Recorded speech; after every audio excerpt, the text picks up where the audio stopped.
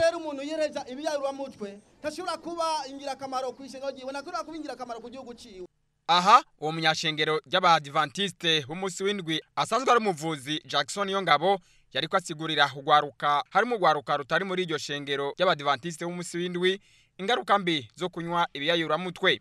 Ni mu gihe muri iryo shengero uku kwezi kose kwa Rusama baguhariye ukugwanya ibiyayuramutwe. Danini ya bose yaserukiye uburongozi bw'ishengero ry'Abadventiste b'umunsi w'indwi mu Burundi yamenyesheje igituma bafata umunsi buri mwaka wo gusigura ibijanye no kugwanya ibiyayuramutwe. Twabikoze uno munsi ibarabara ahantu abantu bose barengana kugira ngo bamenye igituma ari bibi gukoresha ibiyayuramutwe.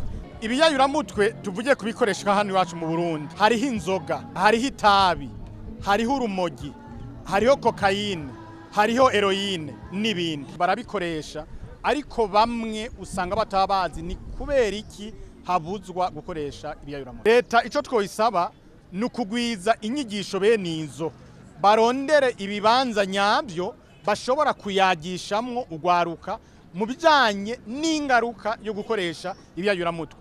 Binabaye ngombwa kuri buri vuriro ryose ryo mu gihugu cy'u Burundi hakabaho ikibanza aho abantu bigishirizwa ingaruka zo gukoresha ibiyayuramutwe. Kuba bahisemo naho mu kibanza cyo kuri Gare du Nord ngo nuko amakuru bafise avuga ko muri ico kibanza bahanywera ibiyayuramutwe. Pasteur Dieudonné Shimirimana nawe yahoze anywa ibiyayuramutwe yashinze intahe. Narutanguye nciga mu mwaka w'indwi ndashika no kuri kaminuza y'u Burundi nkirunwa nanyoye urumogi imyaka 12 yose. Narutanguye kubwa abagenzi babi twagendana abagenzi kwishure bararuzanye barambaza ati none uramaze kunywa urumogi intego ndavyemera kandi ntari nsanzwe darunwa mugabo gusa kugira ngo niyemere mu bandi bana maze kurunwa niho numva ko rutandukanye n'ibindi rumpindura ubwenge bw'umuntu. Vyaciye rero bimenyerera mu gushikaho haje inyigisho y'abantu bavuga ngo utarunyoye ni wo kwiga nanje vyansaba ko rero kugira ngo ninjire mu ishure mbanza kurunwa.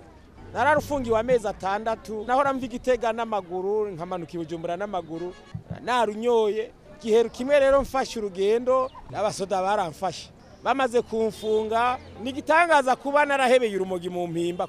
Umunsi raheba urumogi niho numvise neza na neza ko abantu banwa itabi banwa urumogi bafise ingorane nyinshi.